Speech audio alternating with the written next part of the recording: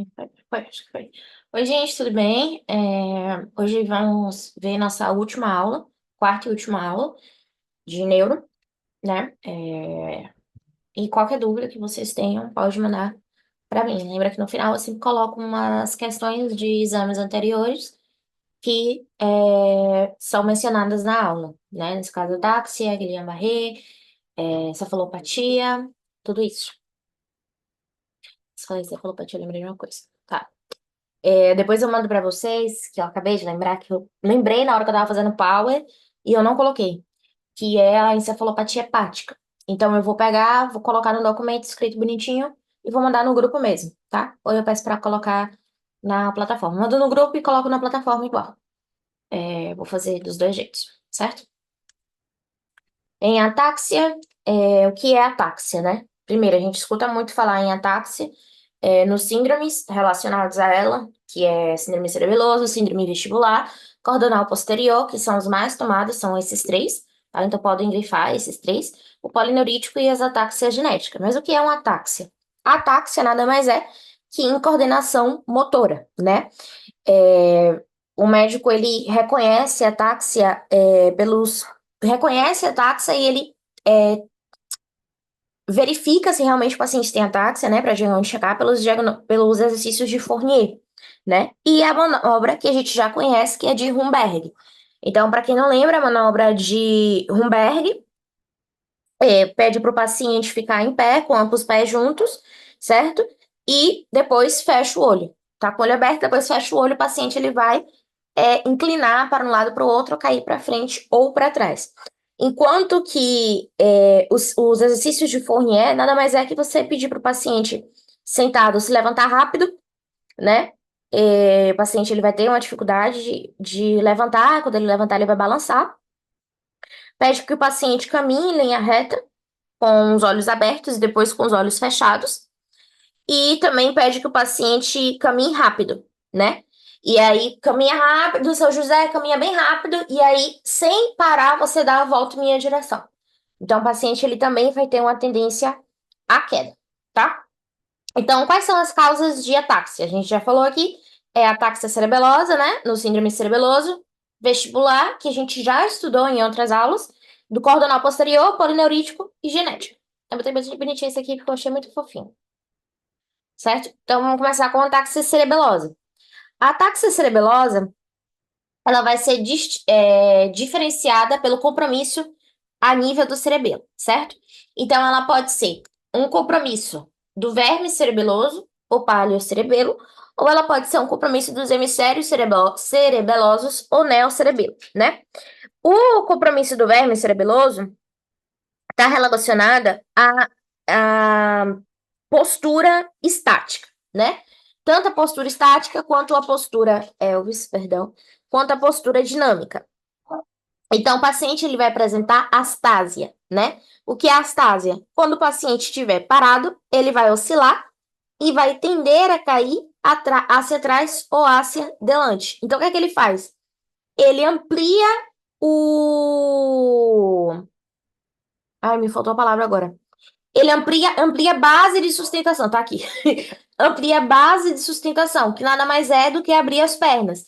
Então você vê que o paciente que ele tem uma ataxia cerebelosa, quando ele vai parar, ele não para, tipo, com as pernas fechadinhas ou um pouco uma para trás, outra para frente. Ele abre bem as pernas, é como um tripé, para ele poder não cair para nenhum lado, certo? E, claro, ele também tem uma incorporação do corpo. Lembra que nos pacientes de Parkinson eles tinham uma inclinação do tronco para adelante? A mesma coisa acontece nos pacientes com ataxia cerebelosa.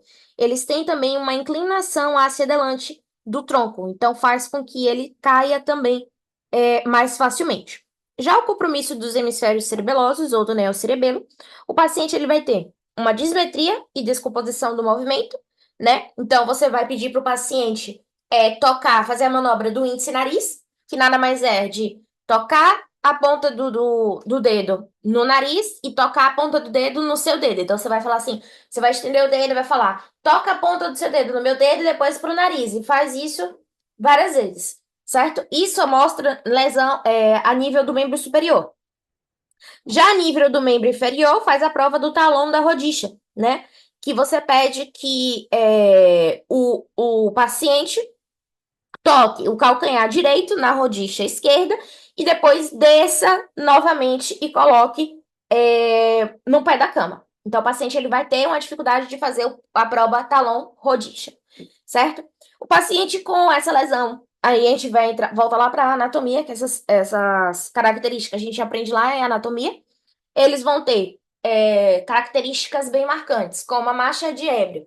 Então, geralmente aparece no exame paciente, ingressa, guarda, é, com a marcha de ébrio e, tipo, todo mundo acha que ele tá, tipo, alcoolizado, mas na verdade o paciente não tem álcool nenhum no sangue. Então, o que deve ser isso? Há uma lesão cerebelosa, certo? Então, ele tem a marcha de ébrio, que é nada mais a oscilação, tanto da cabeça quanto dos pés, né? O paciente ele vai caminhar em zigue-zague. Ele vai ter hipotonia muscular do lado da lesão cerebelosa. Lembra que a via cerebelosa, ela não decusa, decusa duas vezes. Então, toda lesão cerebelosa, eu vou ter a resposta do mesmo lado da lesão, certo? Porque ela ou não decusa, segue todo o seu caminho, se ela ascende ou descende, ela sempre para a direita, ou ela decusa duas vezes. Então, ela decusa para a esquerda e depois ela decusa novamente para a direita.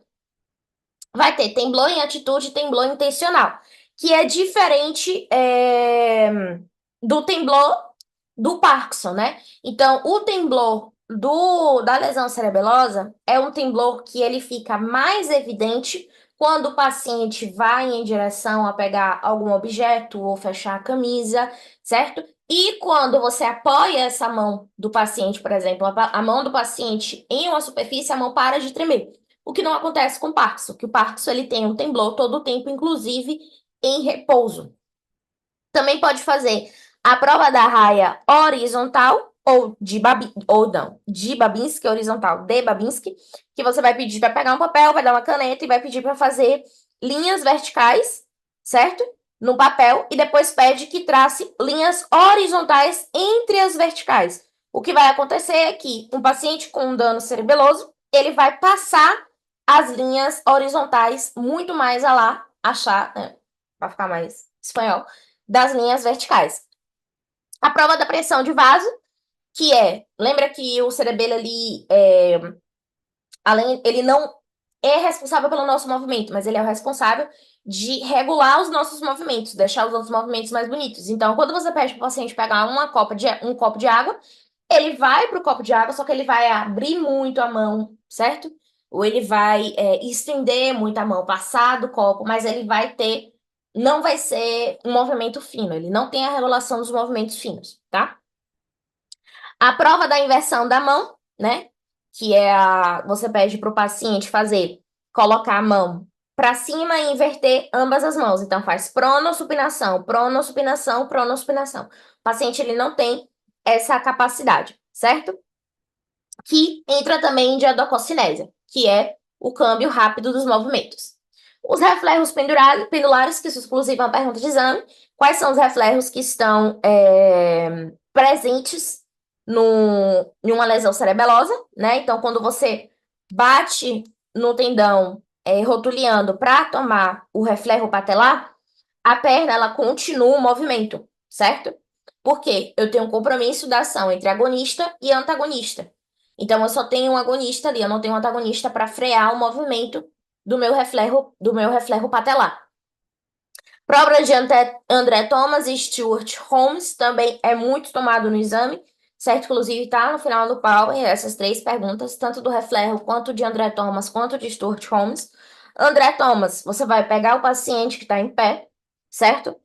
Vai segurar o tronco do paciente e vai fazer movimento rotatório, certo? De direita para a esquerda. O que vai acontecer? Os braços do paciente eles vão começar a oscilar mais do lado afetado, certo? Já a prova de Stuart Holmes, você vai nada mais do que colocar em evidência a incoordenação dos músculos agonistas e antagonistas. Então, você vai pedir que o paciente flexione o membro superior com força e a gente vai se opor a esse movimento. Então, ele vai flexionar e a gente vai forçar para que estenda, certo? Se, quando a gente retirar a mão a mão do paciente que estava forçando a flexão continuar o curso e bater no ombro, ou na sua mão que está no ombro, significa que ele está lesionado, certo? Se ele não tem, a prova de Stuart Holmes está negativa. A escrita, a palavra e o nistagmo, todos vão estar afetados, né? Essa escrita do paciente, ela vai ser irregular, angulosa e desigual, e ela pode estar em letras garrafais, que é chamada de megalografia, certo? A palavra também vai ser monótona e lenta e pode ter desártria. E o nistagmo, pergunta de exame, como se apresenta o nistagmo em uma lesão cerebelosa? Eles vão ter nistagmo horizontal, vertical ou rotatório, justamente pela hipotonia dos músculos oculares, certo? O que é que eu ia falar? Ah, essas lesões, elas se dão justamente pela falta dos movimentos finos, certo? Que foi lesionado, então o paciente não tem mais, logo ele vai apresentar problemas na estrutura, na palavra, e o nistagmo, pela coordenação dos músculos extrínsecos. Quais são as causas de ataxia cerebelosa? Tumores do cerebelo da fossa posterior, hemangioblastoma cerebeloso, hemorragias ou infartos do cerebelo, compromisso cerebeloso paraneoplásico, cerebrolites aguda secundária varicela, sarampion e diftéria, tá aí errado, neurosífilis, hipotiroidismo, esclerose múltipla, tá errado também, e atrofia cerebelosa por alcoolismo crônico, déficit de vitamina B12 e B1, por fármacos como difenilmedantoína, lítio e barbitúricos, e tóxicos como tolueno, bismuto e gasolina. Gasolina, tá? Não é gasolina, não. Uma coisa, se é pergunta clássica de exame, causas de ataxia cerebelosa ou causas de síndrome cerebeloso, tá? Aparece mais como causa de síndrome cerebeloso. Aí eles pedem 10 causas. Se vocês colocam difenilmedantoína, lítio e barbitúrico, são 3 causas. Todos são fármacos, sim, mas são fármacos diferentes, então a causa é diferente, tá? Ele me falou isso até foi o professor. Aí ele falou, gente, vocês colocam fármaco e tóxico. Para mim não é causa, porque você não fala especificamente qual é. Agora, se você coloca fármacos de fenilmedantoína, lítio e barbitúricos, cada uma é uma causa. Então, ajuda já a gente lembrar as causas, tá?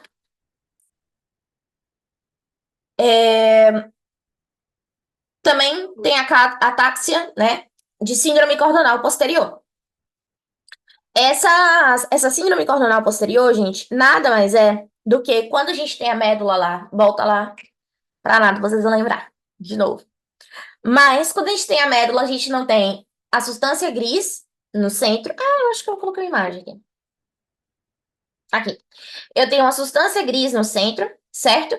E ao redor dela eu tenho uma substância branca. E a substância branca a gente chama de cordon, enquanto que a substância gris a gente chama de asta. Então a gente tem o cordon posterior, o cordon lateral e o cordon anterior. O cordon posterior, a gente tem o fascículo grácil e cuneato. Esses são os responsáveis, né, de Gould e Burdak, pela informação da sensibilidade proprioceptiva, certo? Então, por isso, inclusive, que quando nós falamos de vias sensitivas, essas vias elas ingressam na médula através do gânglio anexo à raiz dorsal, certo? Porque o gânglio anexo à raiz dorsal ele vai ingressar e ele vai em direção à asta posterior, que tem neuronas sensitivas, ele vai ascender pelo cordon posterior ou lateral, certo? Que pensem no cordon como se fosse uma via, uma rodovia e as neuronas fossem os carros, certo? Então, o que acontece? Quando eu tenho uma lesão nesse meu cordon, eu vou ter uma falta da informação da sensibilidade proprioceptiva. Por quê? Porque a rodovia quebrou, certo? Então, a informação não chega. Então, esse paciente, ele vai ter o quê? Ele vai... o que é a nossa sensibilidade proprioceptiva, né? Primeiro, é a gente saber a posição dos nossos membros sem precisar olhar. Então, por exemplo, eu estou sentada dando aula e os meus 2 pés estão apoiados na perna da cadeira. Eu sei que está apoiada assim porque eu tenho acessibilidade proprioceptiva, eu não preciso ver. certo? Então, esse é um exemplo da minha sensibilidade proprioceptiva. Então, se o paciente ele não tem essa sensibilidade, o que que vai acontecer? Se ele estiver em pé, com os olhos abertos, ele vai estar massa. Agora, se ele fecha os olhos, ele perde a concepção de onde está os membros dele, porque ele não tem mais ajuda visual. E a informação da acessibilidade proprioceptiva dele foi de arrasta para cima. Então, o que é que ele vai fazer? Ele vai cambalear, vai cair, certo? Em qualquer direção, porque pensa, não é como labiríntico, nem como cerebeloso, pode cair em qualquer direção. E se ele caminha com os olhos abertos, olhando os pés, ele caminha massa. Mas, se ele fecha os olhos, o que que vai acontecer? Ele vai levantar muito a perna e quando ele descer, ele vai descer com toda a força dele, que é chamada de marcha taconeante ou marcha tabética, justamente porque ele não tem noção de onde está o membro dele, certo? Ele pode ser acompanhado de transtornos da acessibilidade profunda, mas ele tem um tono muscular respeitado, porque afetou a sensibilidade, não a parte motora. Quais são as causas de síndrome coronal posterior? TAPS dorsal, que nada mais é do que a neurosífilis, certo? O déficit de vitamina B12, esclerose múltipla, enfermidade de Friedreich, compressões medulares do cordão posterior, seringomiela e neuropatia atáxica tropical, certo? Depois a gente também tem o síndrome polineurítico, que é quando as polineurites são severas e, com compromisso motor, o paciente pode ter uma ataxia severa que pode dificultar a marcha e o paciente vai ter um signo de Romberg positivo. E as hereditárias, elas servem para diagnóstico de descarte, ou seja, já vi polineurítico, não é, já vi labiríntico, não é, já vi cerebeloso, não é, então a gente tem que descartar também hereditário, certo? Eu não coloquei aqui, porque a gente já viu, mas a gente também tem a síndrome vestibular, que vocês lembram que eu tenho a central, né? E a periférica. Mas lembra que a síndrome vestibular ou labiríntica, ela vai apresentar um vértigo periférico, náusea, vômito, sudoração, nistagmo horizontal, Rumberg positivo, masticitia positiva, marcha estreixa de Babinski e Well positiva, certo? Essa é a periférica. E tem a central também, né? Que é quando afeta o núcleo vestibular. Então, o vértigo não é sistematizado, né? O nistagmo é mais marcado, não tem transtornos auditivos associados e pode contrair também signos de compromisso cerebeloso, piramidal ou bulbar, tá? Vocês lembram? Faz um repasso de síndrome vestibular, central e periférica que toma muito mesmo. Depois a gente vai falar um pouco de demência, né? O que é a demência? Demência é uma síndrome. Deixa eu ver água.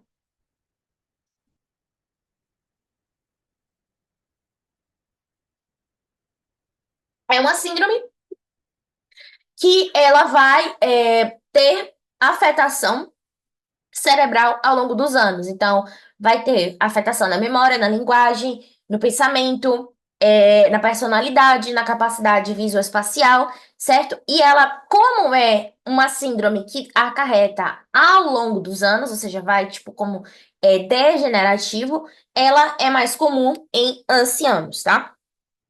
Pergunta clássica de exame. Quais são as causas de demência? Aí ele geralmente coloca assim: causas de demência exceto Alzheimer e Parkinson, certo? Ele sempre escolhe as fáceis para poder tirar. Da minha prova mesmo caiu, acho que 5 causas de demência, se eu não me engano. Certo? Então, Alzheimer é a que mais causa demência em até 75% dos pacientes com Alzheimer eles desenvolvem demência. A demência panvascular, que nada mais é do que uma lesão geral dos vasos, por isso que chama panvascular. A demência de Pique, temporofrontal. A enfermidade de Parkinson, aí entra todos os Parkinsons. Parkinsonismo, Parkinsonismo, e tem mais uma que eu não tô lembrando. Parkinsonismo, Parkinson plus, também causa demência, certo?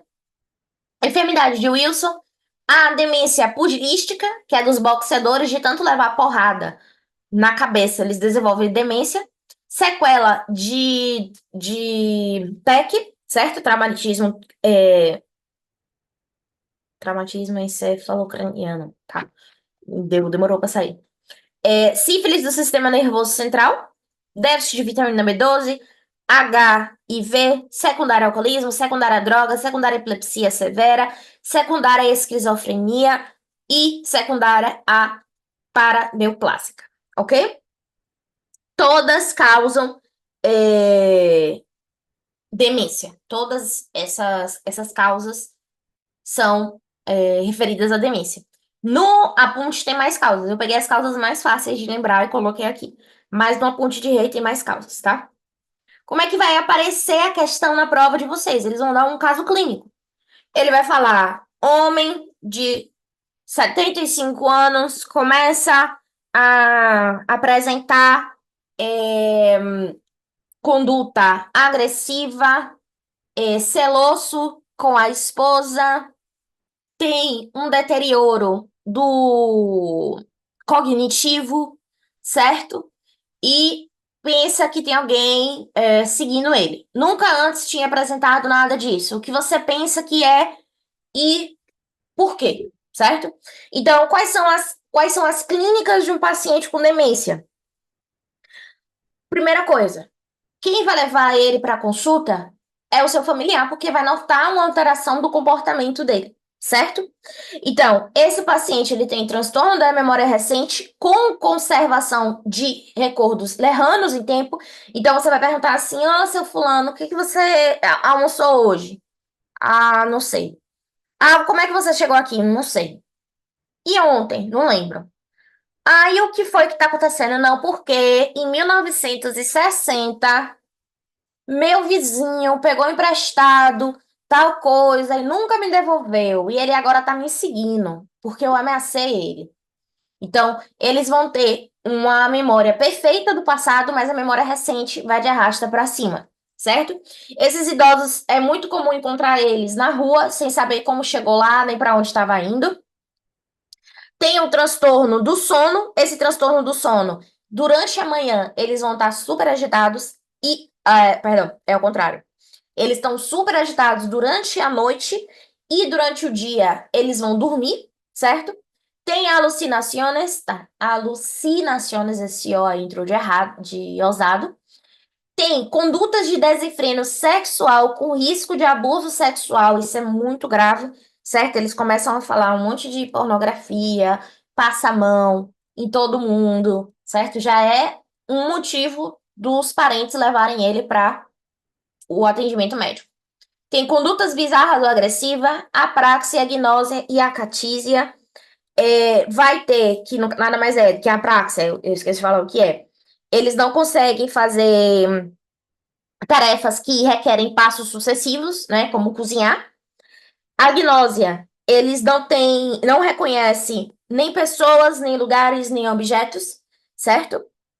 E a catísia é agitado, eles estão se mexendo todo o tempo. Eles param de tomar banho, eles têm deterioração do asseio corporal, tem aparição de sintomas extrapiramidais, então eles vão ter a mesma coisa que a gente tem aonde? No Parkinson, eles têm rigidez, têm temblor, certo? Pode apresentar incapacidade para ficar em pé. Tem mutismo, não reconhece seus familiares e prostração. A prostração é a causa de morte desses pacientes, certo? Eles vão ter pneumonias aspirativas, escaras, infecções urinárias pela complicação da prostração, que é ficar muito tempo ali na cama, certo? Como é que a gente vai estudar o paciente? Vai fazer uma dosagem de vitamina B12, lembra que o déficit causa demência, uma VDRL, né? Serologia para HIV, ressonância magnética, minimal test, escala de Hamilton para diagnóstico de depressão e testes cognitivos. E dentro dos diagnósticos diferenciais, a gente tem a própria depressão e os transtornos cognitivos do envelhecimento normal. E aqui eu coloquei do lado o signo de alarma para a demência, né? Problemas no vocabulário, tanto no oral quanto no escrito, desorientação em tempo e espaço, dificuldade para perceber e compreender imagens visuais, diminuição do bom juízo e toma de decisões, câmbios de humor, perda de memória, falta de iniciativa no trabalho e atividades sociais, deixar objetos fora do seu lugar e dificuldade para resolver problemas do dia a dia. Então, são sintomas de alarma que levam você a diagnóstico de demência. Esse minimal teste, você vai perguntar coisas simples ao paciente, tá? Vai perguntar idade, trabalho, nível de estudo, ano, mês, dia, dia da semana, estação, e aí você vai pontuando cada resposta que ele der, certo? Então, essa quantidade de pontos vai dizer como é que tá o paciente. Aí é mais para não acredito que tô, tá? É mais para prática mesmo. A encefalopatia aguda. Deixa eu beber água, gente.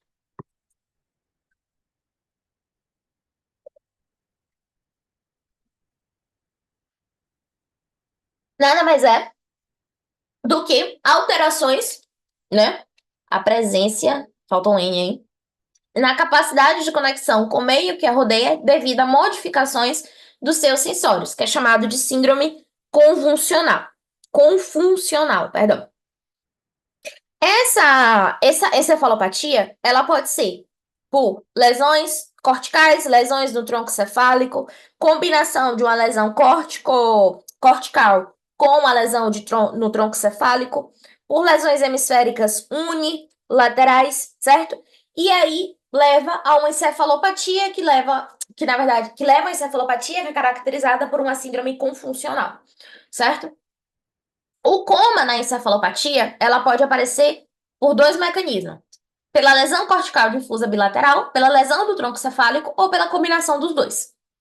Desde o ponto de vista, elas se diferenciam em encefalopatia em menos e encefalopatia em mais. A encefalopatia em menos, né? O que que o paciente vai apresentar? Alterações na personalidade, né? Essas alterações elas podem ser sutis para pessoas que ele lida como no trabalho, mas vai ser uma alteração que os familiares que têm um contato próximo vai perceber.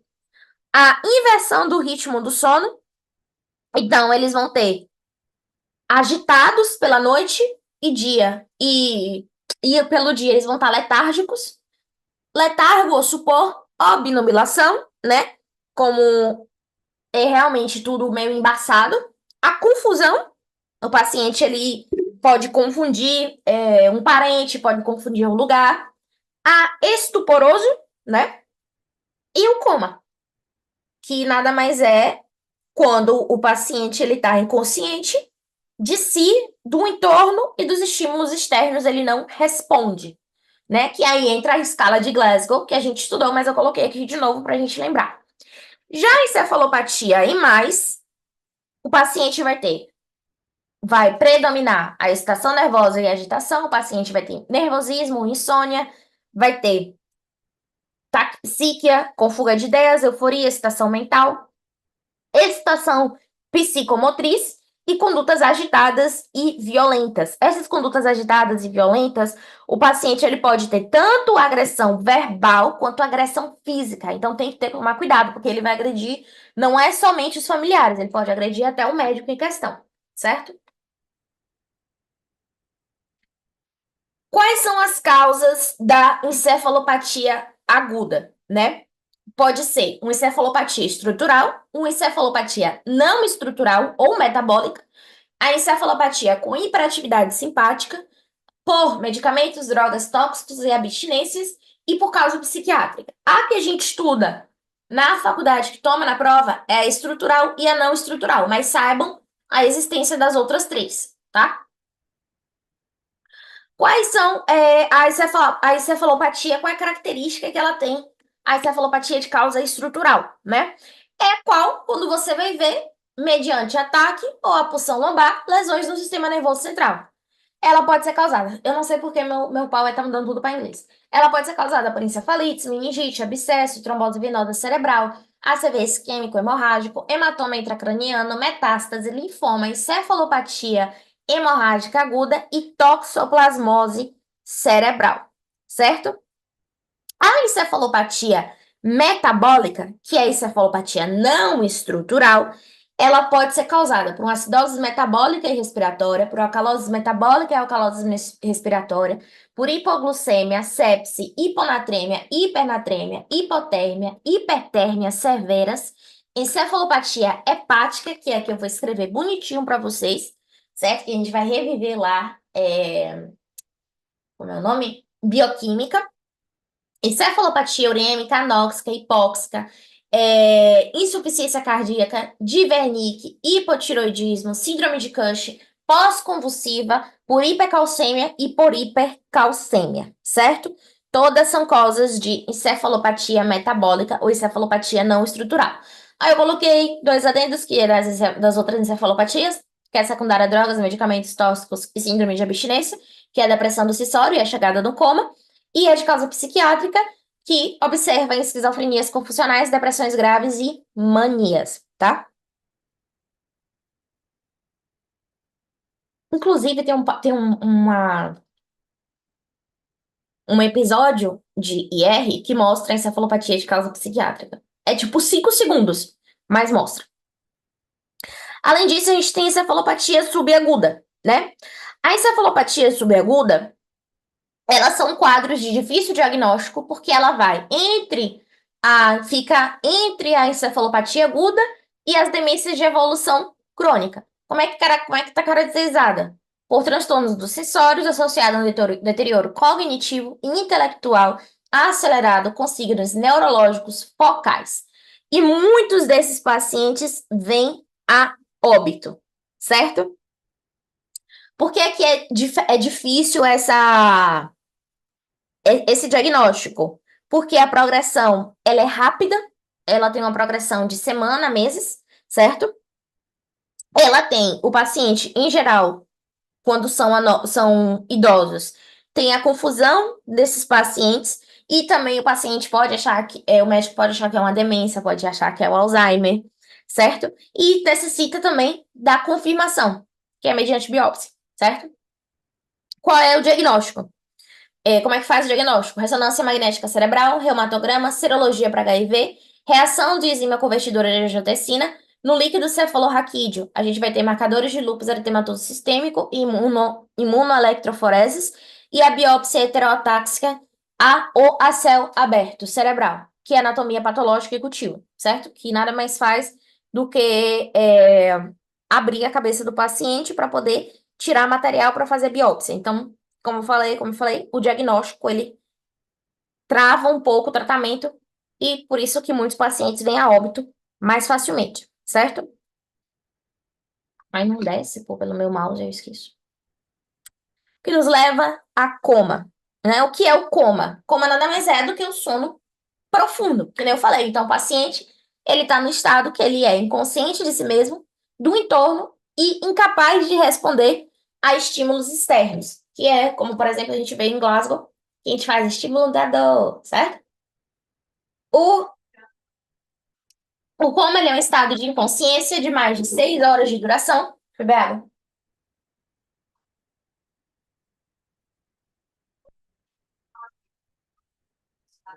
no qual a pessoa não pode ser acordada, não responde a estímulos dolorosos, nem luz, nem som, não inicia ações voluntárias e carece de ciclo normal de sono e vigília, né? Porque a gente tem que dormir, acordar. Dormir 6 horas, acordar. Dormir 7 horas, acordar.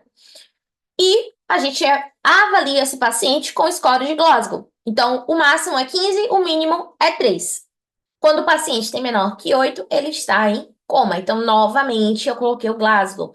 Pergunta de Glasgow vai ter. Ele vai dar lá a característica do paciente, ele vai falar: ó, o paciente, ele tem.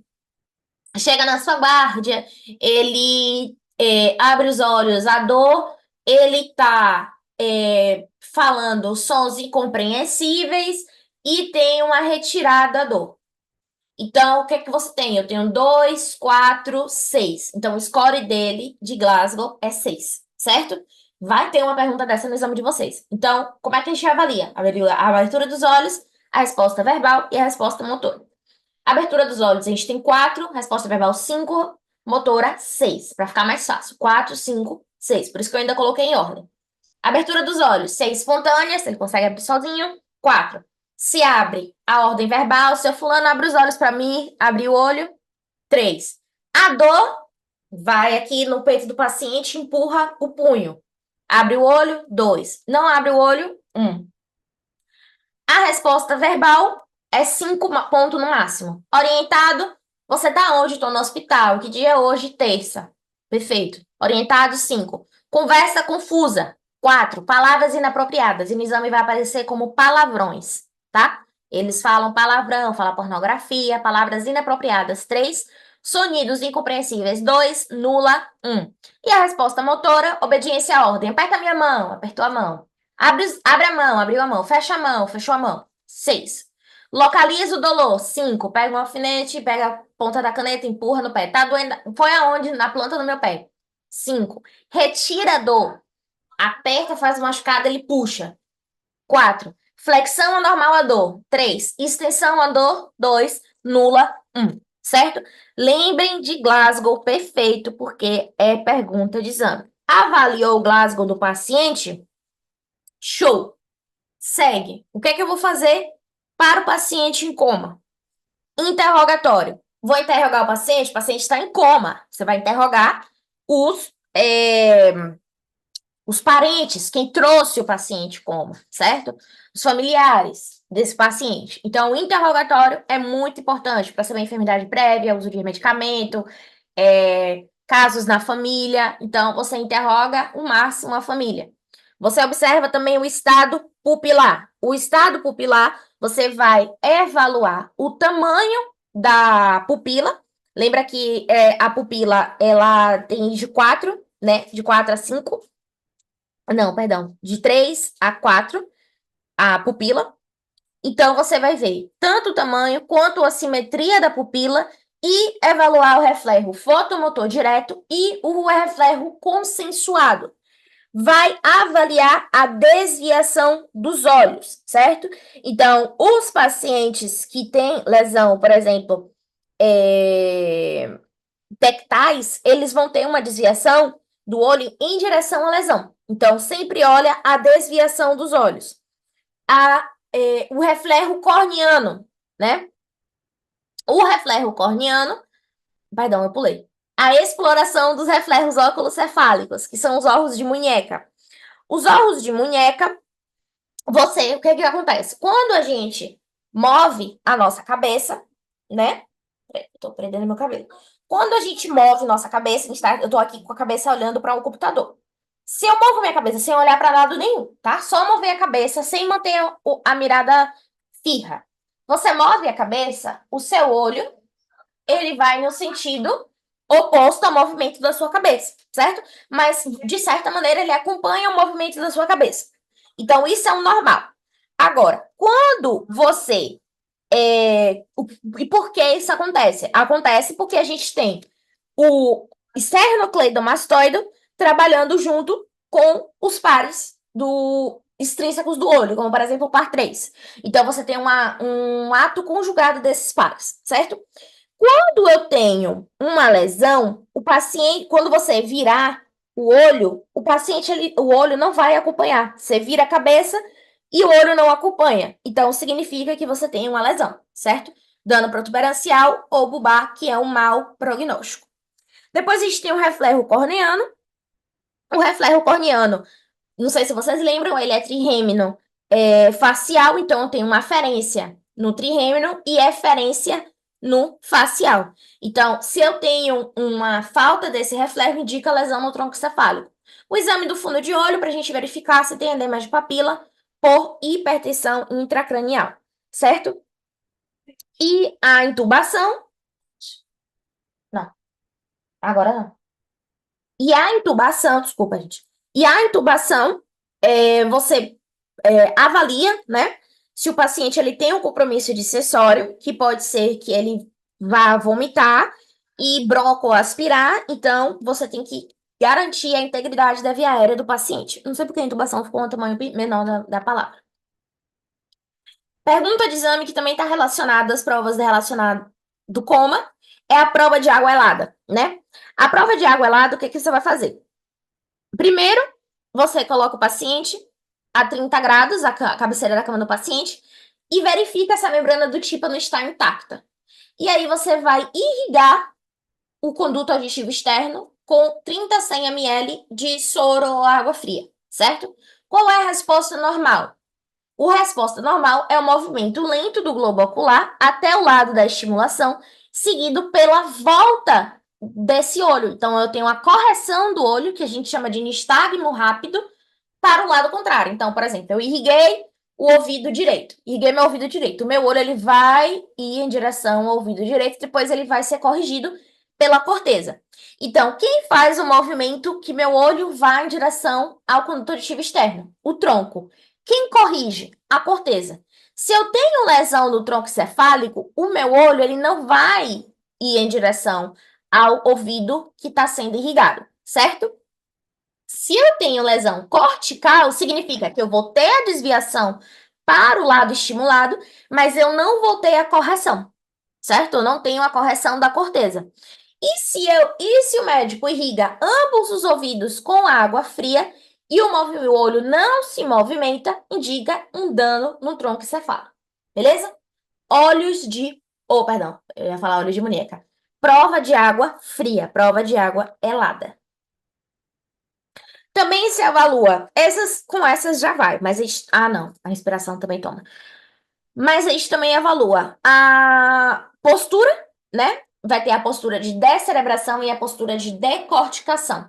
A postura de descerebração vai ter a mandíbula contraída, o queixo retraído, braços e pernas estendidos e em rotação interna. O que que isso quer dizer pra gente? Quer dizer que o paciente ele tem uma compressão do mesencéfalo pelos lóbulos temporais, pode ser também uma lesão na protuberância, ou pode ser um transtorno metabólico, como hipoglucemia ou hipóxia, certo?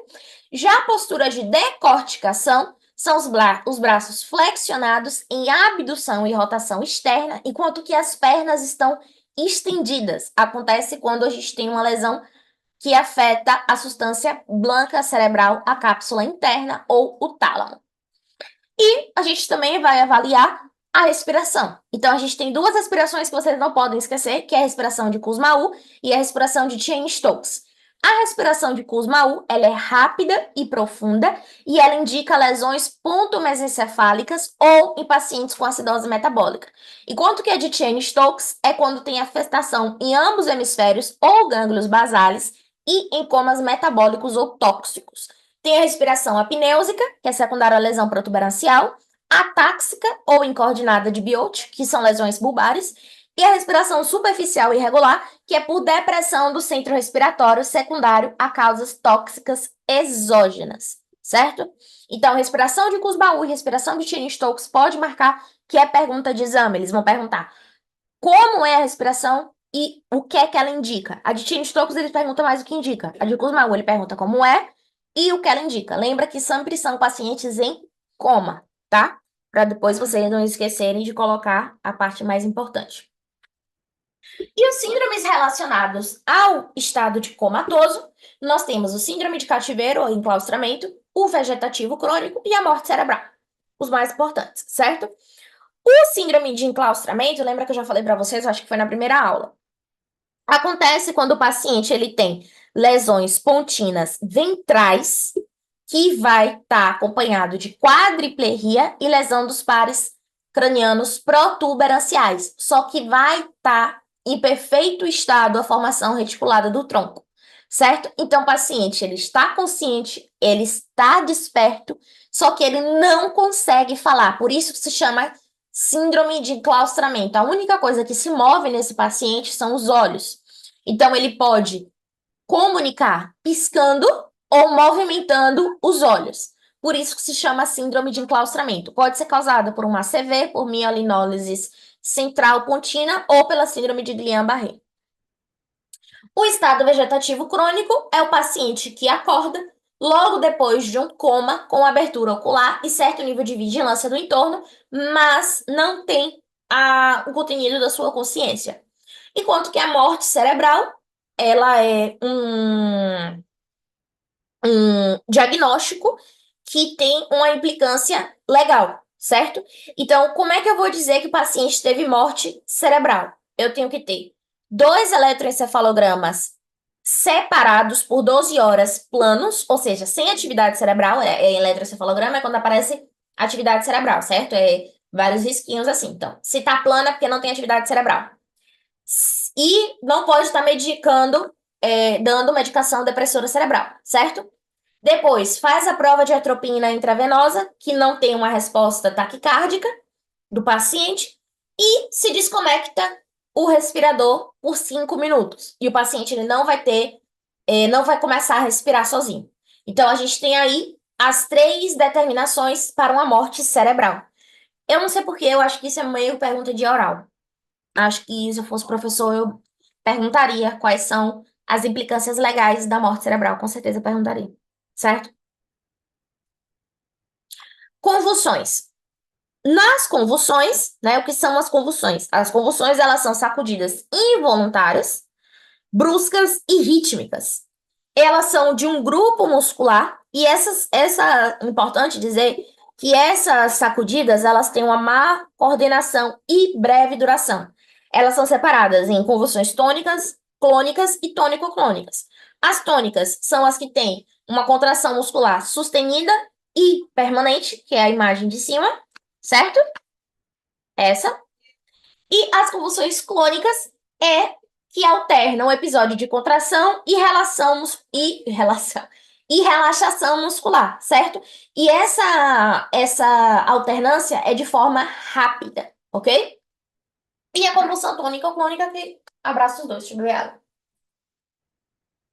Um negócio que não pode comer.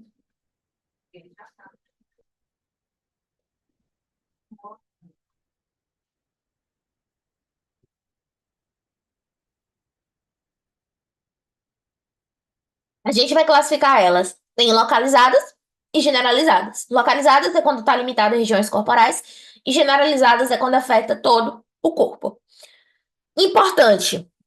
O rei adora perguntar a diferença de uma convulsão, de um ataque convulsivo para um ataque epilético, certo? O ataque convulsivo, ele está acompanhado da perda de consciência, da queda do piso, como pode ser acompanhado de traumatismo pela queda, por mordedura acidental da língua, com salivação espumosa, relaxação de esfíncter e precedidos por aura. Não esqueça que as convulsões é precedida por aura, certo? Eita. Quais são os fatores desencadenantes? Falta de sono, álcool, estresse e jogos eletrônicos. Eu tenho 3 de 4. Tô ótimo. Falta de sono, estresse e jogos eletrônicos. Quais são as causas de convulsão? Transtorno de desmolaridade. Eu enchi aí, mas é porque é pra estar cheio mesmo. Para vocês lembrarem pelo menos 10. Transtorno de desmolaridade, hiponatremia e hipernatremia.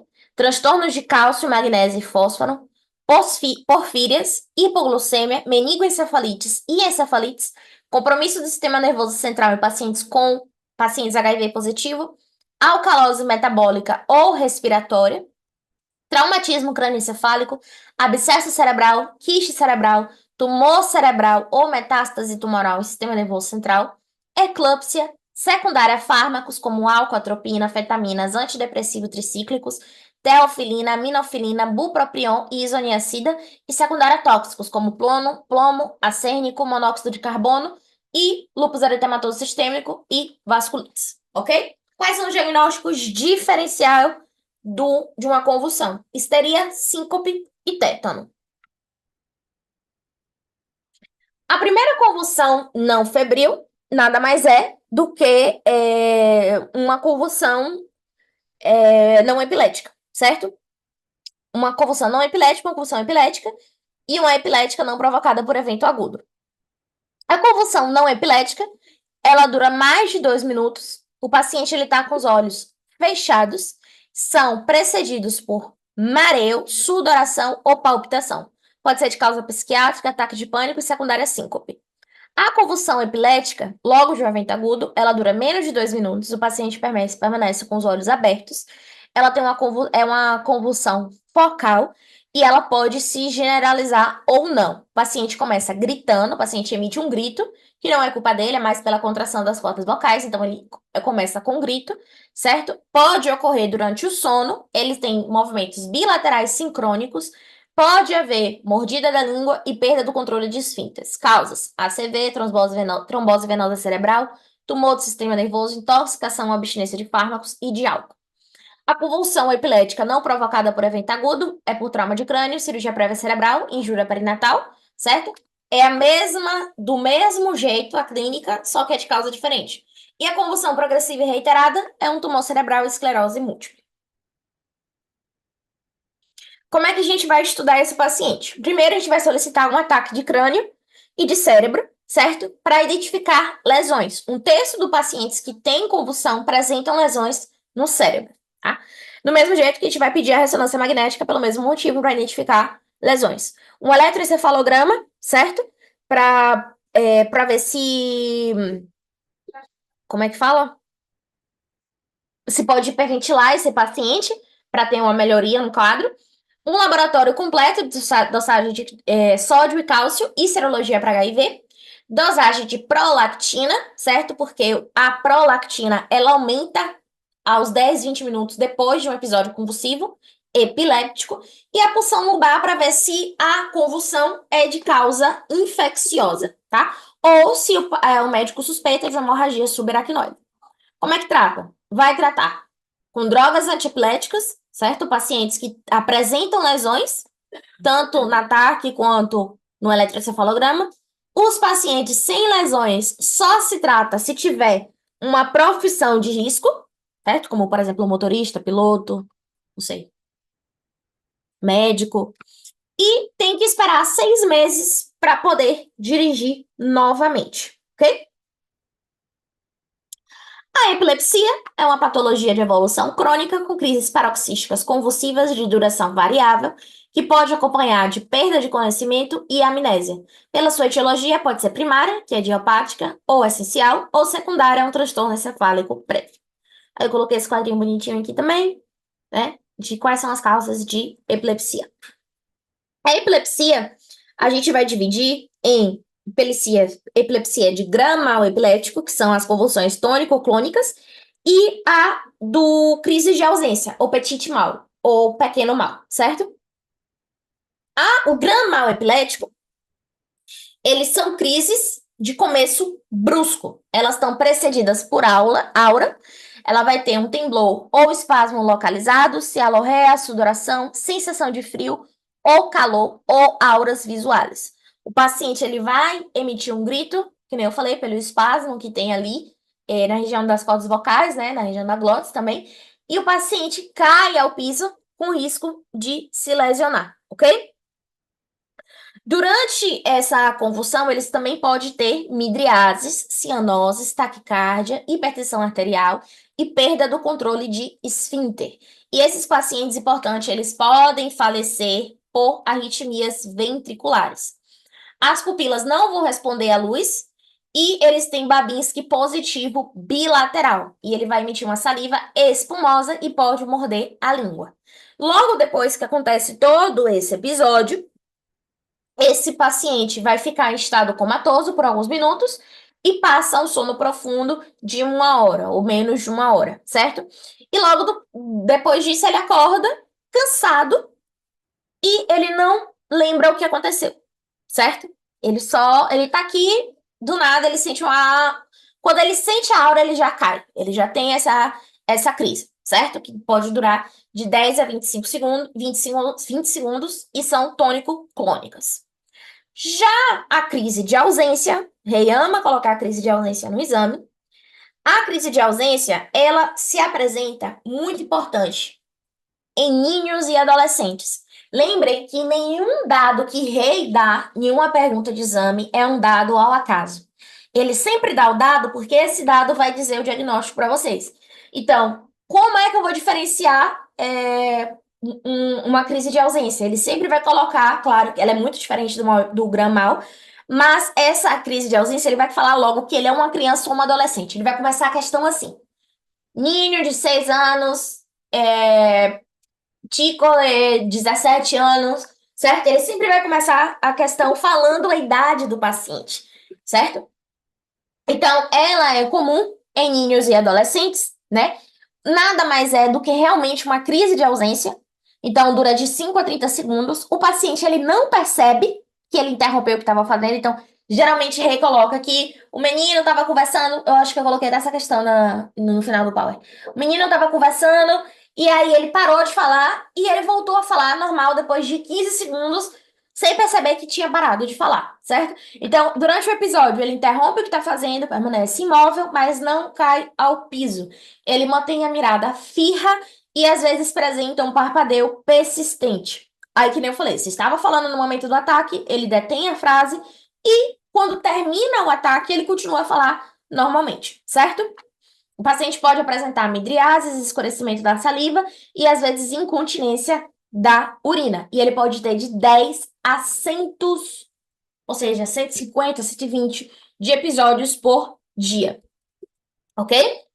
Também tem o pequeno mal miclônico, que está dentro de mal petite, petite mal, ausência ou petite mal, que é por contrações dos subsaltos musculares do membro superior que se flexiona, se apresenta a dormir ou acordar, e o pequeno mal acinético, que é uma queda breve pela brusca relaxação do tono postural, que dura somente alguns minutos. Só dura, não é luxúria. Como é que vai fazer o diagnóstico de epilepsia, certo?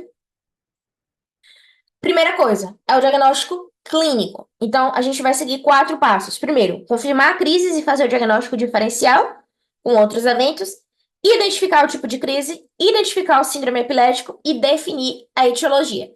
Depois também fazer uma análise básica, rotina de exame de sangue e determinação de tóxicos no sangue ou na urina, ok? Como é que vai fazer esse tratamento? Vai fazer uma dieta cetógena. Então, vai controlar a quantidade de graça que está ingerindo. As pacientes que têm o grama-mal epilético vai tratar com difenilidantoína ou fenobarbital. Em urgência se usa clonazepam intravenoso. O mal petite, né, vai tratar com etoxurcimida, tá?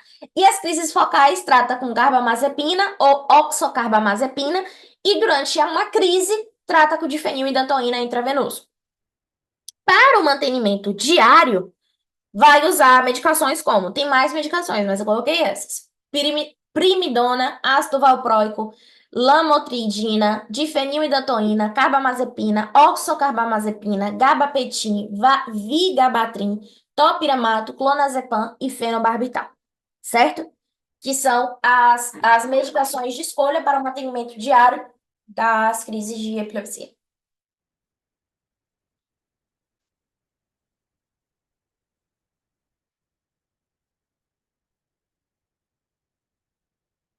Bebendo água.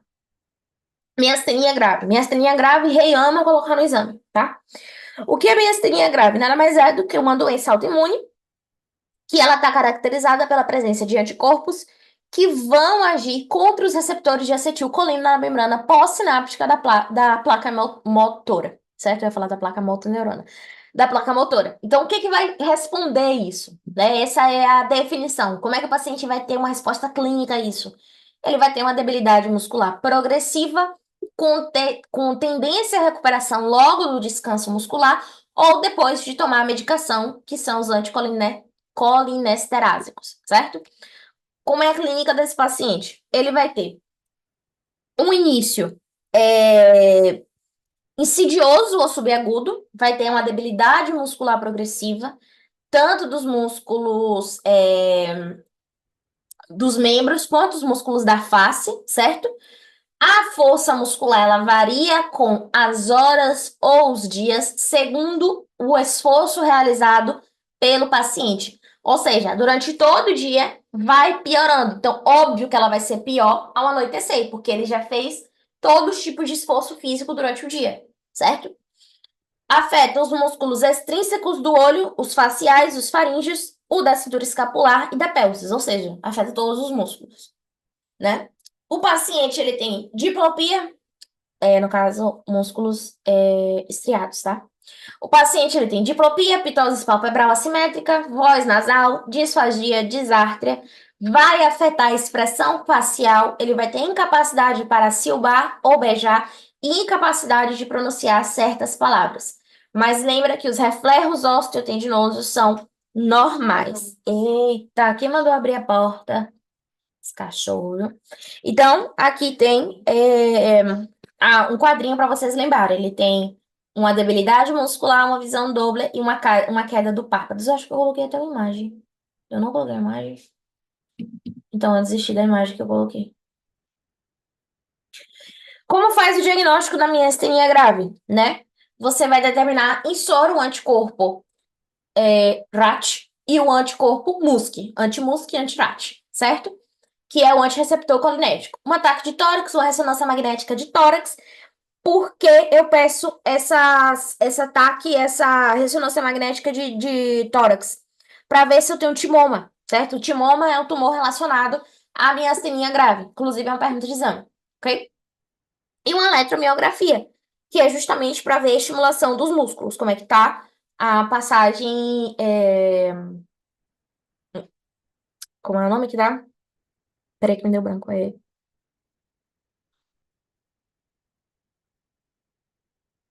não lembro, gente.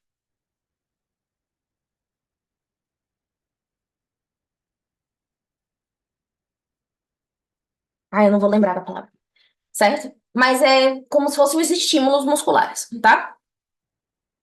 O tratamento vai dar inibidores da colinesterase, né? Que é o Nostigma e o piridostigmina. A timectomia, em casos de pacientes com presença de timoma. Então, mas vai deixar de fora os pacientes ancianos com enfermidades concomitantes, corticoides, altas doses de prednisona, imunossupressão, que é a azetilprimina, imunoglobulina IV, só que não, aí volto. Volto, agora eu faço uma pausa e volto. Em caso de os três medicamentos anteriores não fizerem efeito, os quatro, na verdade, anteriores não fizerem efeito, aí a gente entra na imunoglobulina em V, certo? Mas em casos graves. E as outras medicações não fazem mais efeito, já esqueci de falar isso. Tá? Então, dei inibidores, tirei o timoma, tô dando corticoide, fiz imunossupressão e o paciente continua mal, aí eu vou para a imunoglobulina IV, ok? Aí eu faço 400 miligramas por quilo por dia por 5 dias sucessivos.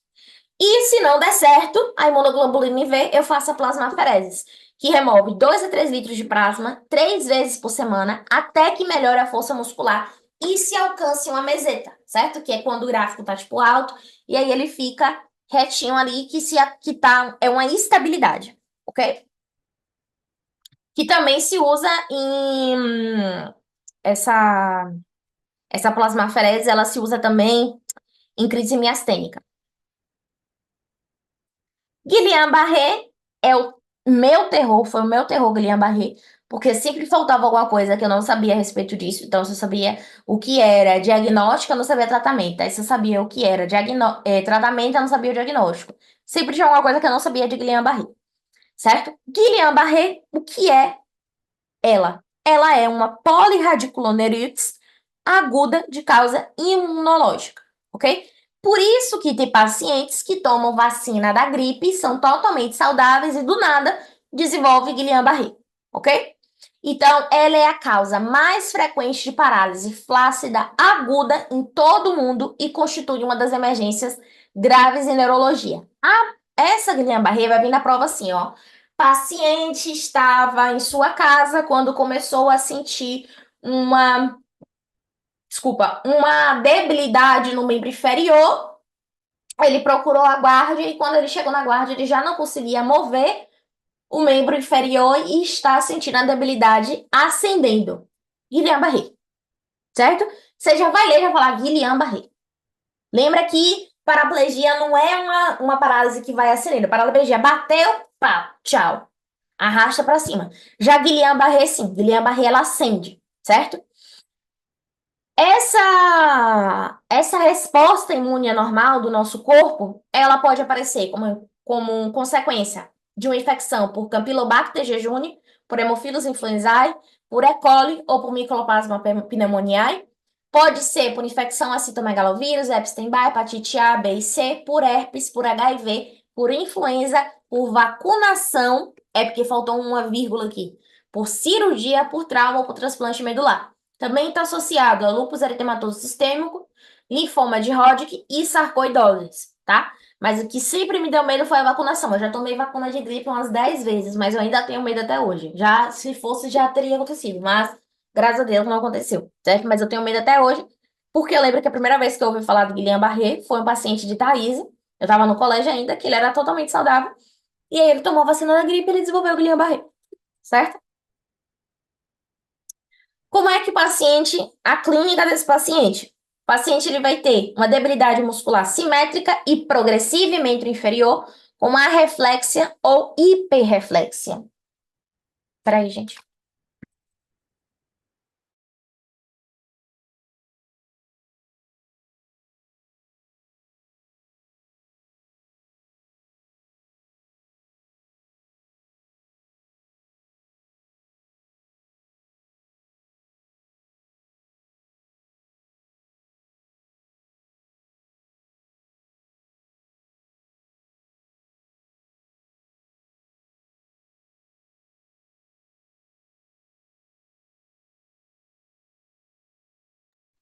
Desculpa, gente. É, essa debilidade, ela afeta a marcha, né? Provocando uma paresia, né? Ou paraplegia, mas com o decorrer dos dias, ela vira um quadro ascendente. Tá vendo o que eu falei pra vocês? Que atinge um tronco, o rosto, o membro superior e uma parálise respiratória. Existe, ficou gay. Existe uma dor raquiálgica intensa e signos de disnotomia, né? Que é taquicardia, braquicárdica, paro cardíaco súbito, hipotensão ortostática, retenção urinária, hipertensão arterial, ilho, sudoração e pode evoluir com morte súbita. Eles podem também ter síndrome de secreção inadequada da hormona antidiurética. Ela tem um pulso progressivo e de 2 a 4 semanas ela chega no ponto máximo e depois ela volta, ela regressa, ela tipo chega, olha só o que eu posso fazer, ó, se eu quisesse, ó, se eu quisesse. E aí depois ela volta, certo? Então, mas quando ela volta, o paciente ele requer uma prolongada reabilitação e pode deixar sequelas. Como é que faz o estudo desse paciente? Pulsão lombar, com o estudo do líquido cefalorraquídeo, lembra que uma pode ser uma causa de infecção. Então, a pulsão lombar, ela vai dizer a causa, né? Então, na pulsão lombar, eu vou ter, sempre importante falar. Se eu estou falando o estudo do Guillain-Barré, ele perguntou, falou que é o que é, ele deu a clínica do paciente e ele perguntou como é que estuda. Eu sempre tenho que colocar o que eu vou fazer e o que eu vou ver. Então, eu faço uma pulsão lombar com o estudo de hélice do líquido cefalorraquídeo e eu vou ver uma dissociação albuminocitológica do líquido cefalorraquídeo com proteínas elevadas e celularidade normal. Vou fazer um eletromiograma e eu vou ver uma polineuropatia com desmielinização. E eu vou fazer anticorpos antigliocídios, certo? Gangliósitos. Listo. É os 3 exames que eu vou fazer para diagnosticar Guillain-Barré. Guillain-Barré. Na verdade, fala Guillain-Barré. Ok? Eu tive uma coisa que eu acho que eu não coloquei aqui. Não, mas depois eu falo. O tratamento. O que é que eu vou fazer no tratamento desse paciente? Plasmafereses, né? Que eu faço de 2 em 8 dias nos casos leves e 4 em 8 dias nos casos moderados a severos. Qual é a função dela? Remoção plasmática, né? Que permite retirar os anticorpos de circulação. Globulina imune intravenosas, a dose de 0,4 gramas quilo por dia. Não se dá corticoide. Bote aí amarelo, gritante. Não se dá corticoide, porque não tem efeito Guillain-Barré. E não deve dar vacinas no período de 1 ano. Ok? Se esse paciente que está com Guillain-Barré está em UTI, está em tratamento em terapia intensiva, eu também vou seguir os seguintes passos. Uma assistência respiratória mecânica, quando o paciente não pode tossir, levantar os braços ou levantar a cabeça. Fazer profilaxis da trombose venosa profunda pela que ele está acamado, então está imóvel há muito tempo, a gente sabe que é um risco, então a gente faz a profilaxis.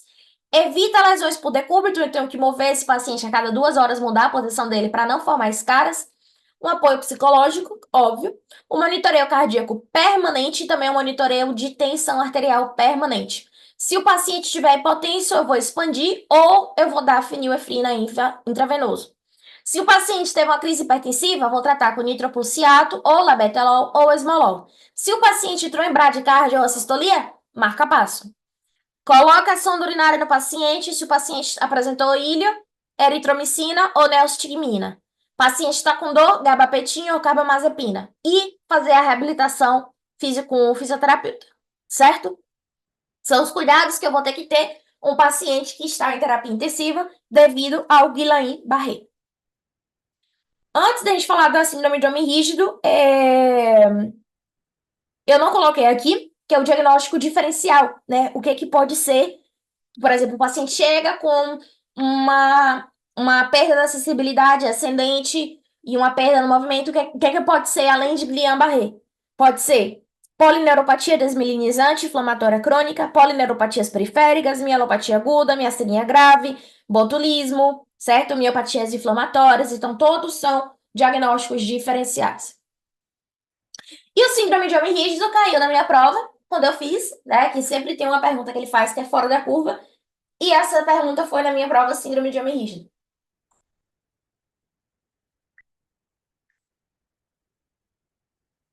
A síndrome de homem rígido, tava bebendo água, desculpa. É uma doença autoimune que tem predomínio feminino, né?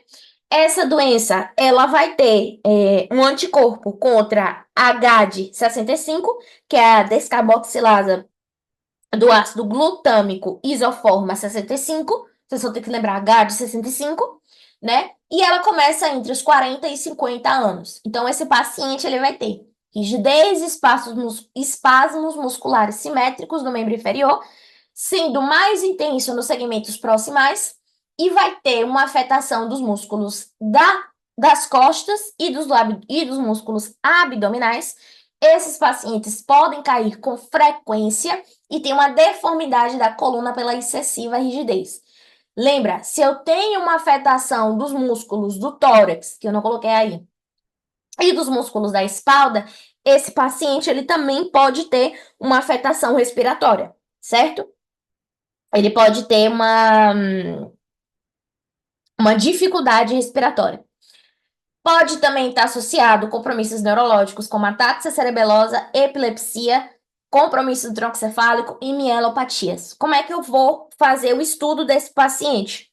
Eu vou estudar com anticorpos, eletromiograma e ressonância magnética de cérebro e de médula, ok?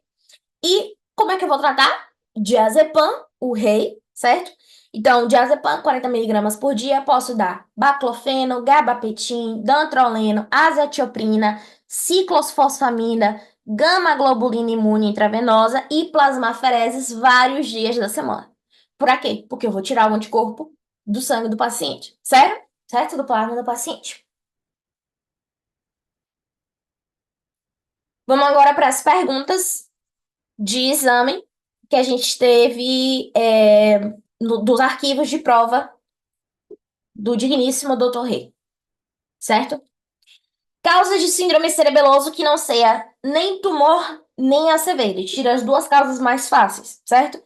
Então, a gente tem hemangioblastoma, hemorragia ou infarto de cerebelo, que entra em ACV, síndrome paraneoplásica, que entra em tumor, cerebrite aguda, neurosífilis, esclerose múltipla, alcoolismo, déficit de B12, déficit de B1, tóxicos como gasolina, tolueno, certo? Hipotiroidismo, perdão, hipotiroidismo, lítio, tudo é causa de síndrome cerebeloso, tá?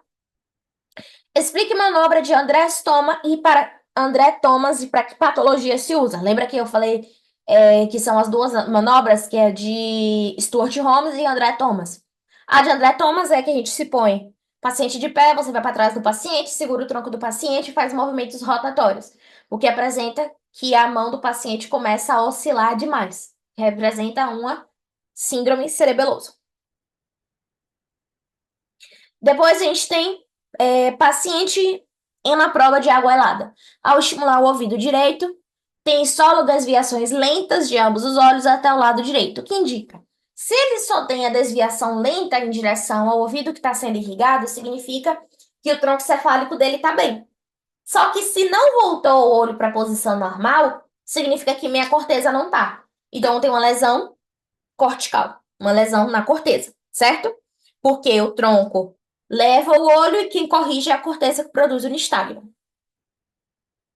Paciente em coma, ao girar a cabeça, com os olhos mantendo aberto, você detecta que os olhos não se desplazam hacia o lado contrário da cabeça. O que indica? Indica um dano protuberancial ou bulbar. Lembra que é um mau prognóstico? Que eu tenho esse movimento, é uma conjugação que eu tenho entre os pares 11, né, que é o espinal ou acessório, e o par 3, que são os meus movimentos óculos-cefalogíros. O que é a respiração de Kussmaul em um paciente em coma, né? Lembra que é uma respiração rápida e profunda, ela se deve a lesões pontomesencefálicas e também pode ser em acidose metabólica, pontomesencefálica ou acidose metabólica.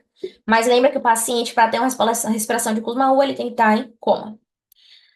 Metodologia de estudo para o paciente com Guillain-Barré, certo?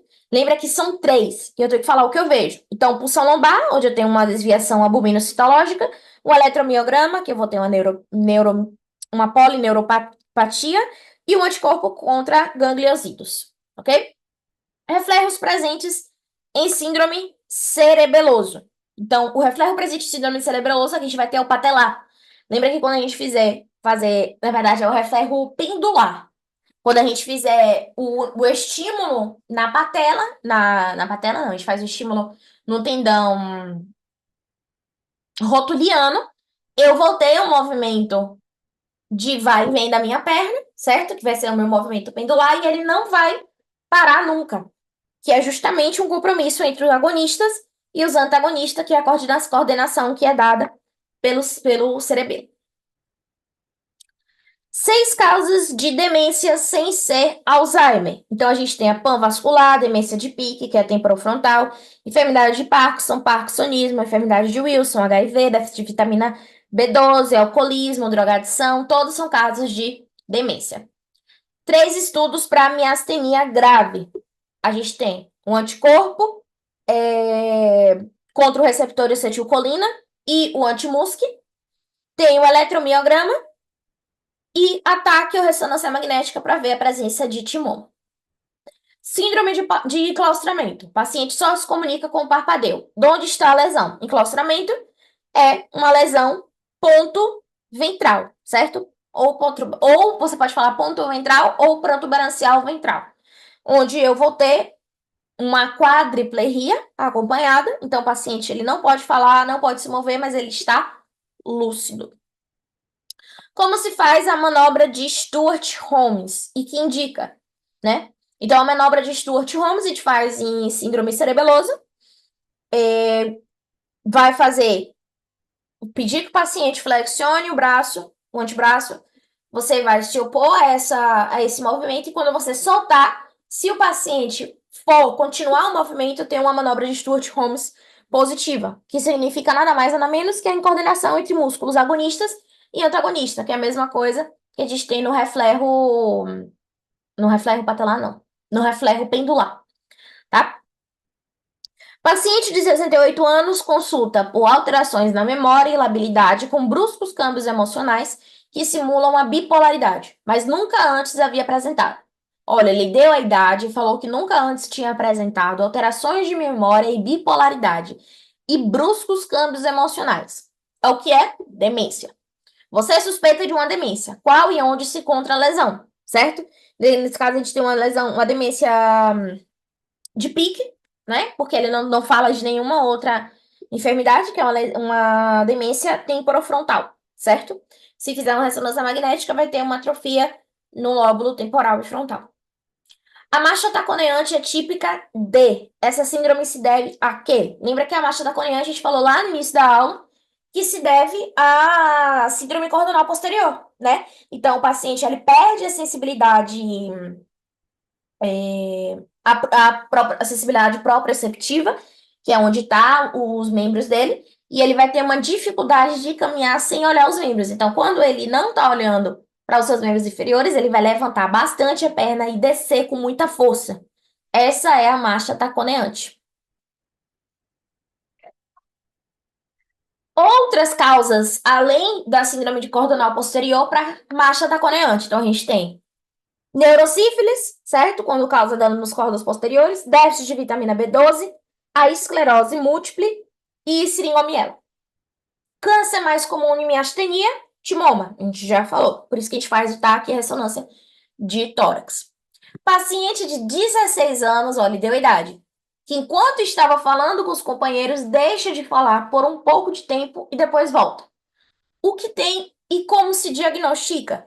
Se ele tem 16 anos e ele deixou de falar, ou seja, ele teve uma crise de ausência. Então, é o mal petit, né? O pequeno mal epilético. E a gente se diagnostica com um eletroencefalograma. O quadro clínico de demência é, lembra que o paciente ele vai ter transtorno de memória recente, transtorno do sono, desenfreio sexual, apraxia, gnósia, acatísia, rigidez, temblor, né, que são síndromes, os síndromes não, os sintomas extrapiramidais, vai ter mutismo e ele pode falecer com as complicações da postração. Paciente de Gramal, ou seja, crises de Gramal, como é que se apresenta?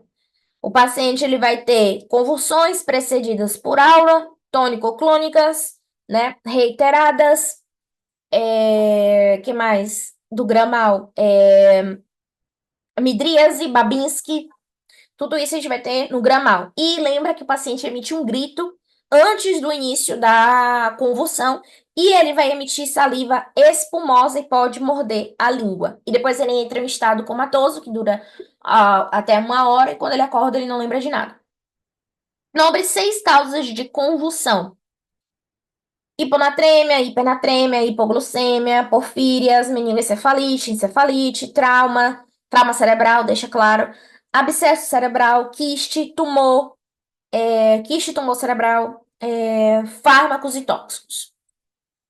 Diagnóstico diferencial de Guillain-Barré, que eu esqueci de colocar para vocês não Paulo, certo? Então a gente tem polineuropatia desmelinizante crônica, polineuropatia periférica, mielopatia aguda, miastenia grave, botulismo e síndrome asteniforme, tá? São os diagnósticos diferenciais de Guillain-Barré. Então é isso, amores. Qualquer dúvida, mandem para mim, tá? Foquem bastante na o que eu falei, que é a pergunta de exame. E é isso. Um beijo, fique com Deus.